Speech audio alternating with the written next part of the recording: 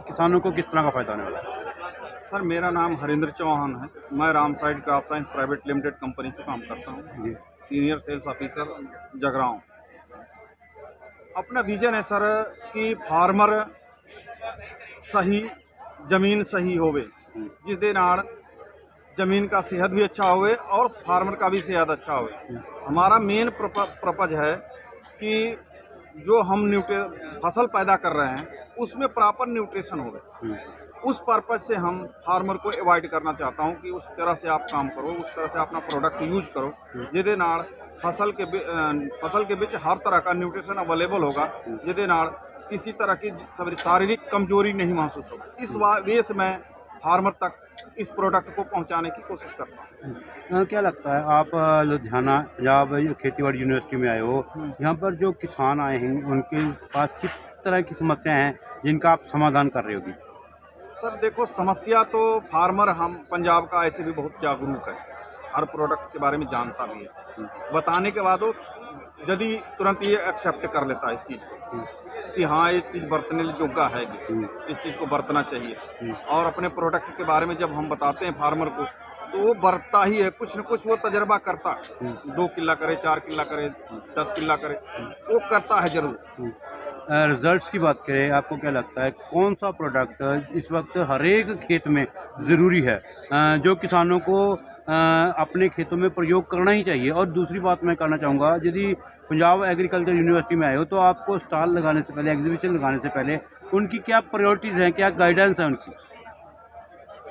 Sir देखो, मैं Punjab agriculture university के बीचों कोई गाइडेंस तो हम लेने के लिए नहीं गया, न उनका गाइडेंस वाले तो अभी आएंगे, उनके बारे में पूछेंगे हमसे तो हम गाइडेंस देंगे अपने प्रोडक्ट के बारे में। अभी वो कल आएंगे, आज नहीं आएंगे क्योंकि 2 दिन का मेला हैगा, ये करके आज नहीं आए, कल ही आएंगे। तो वो हमारे प्रोडक्ट के बारे में वो पूछेंगे तो उनको हम गाइडेंस देंगे। ऐसे फार्मर को और पंजाब के, खासकर पंजाब के फार्मर को पोटास की सबसे ज़्यादा नीड होती है। फसल में पोटास की कमी से फसल की ग्रोथ और फसल की हाइट, फसल का क्वालिटी, फसल के अंदर पोटास की कमी, ये पूरा करने के लिए ही सबसे ज़रूरी होता है पोटास की। जी। उसके बाद अपना फास्फोरस होता है जी।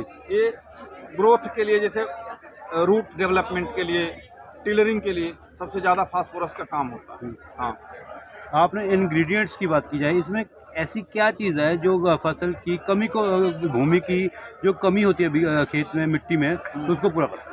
देखो सर, पोटास एक ट्रांसपोर्टेशन का काम करता है। फसल जमीन के बीच हर एक न्यूट्रिशन अवेलेबल होता है, कोई कम है कोई ज़्यादा है, अवेलेबल होता है। उस अवेलेबिलिटी को पौधा नहीं लेने की क्षमता होती है।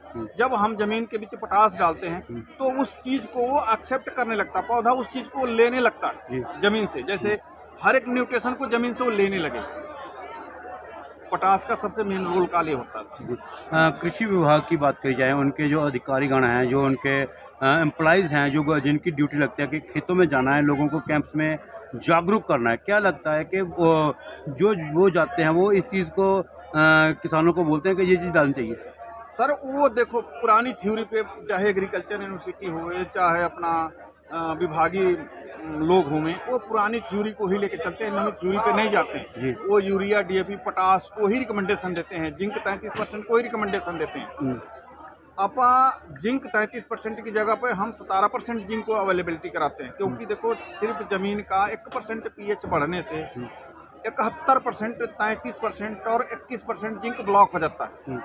जो अपना जिंक है वो अपना जिंक 100% पौधे को अवेलेबल होता है, चाहे वो पीएच कम होवे चाहे पीएच बद होवे। वो पीएच से उसका बैरी नहीं होता, वो न्यूट्रल होता है। वो पीएच बढ़ेगा तभी काम करेगा और घटेगा तभी काम करेगा। हाँ, आपने जगरांव तहसील की बात की है।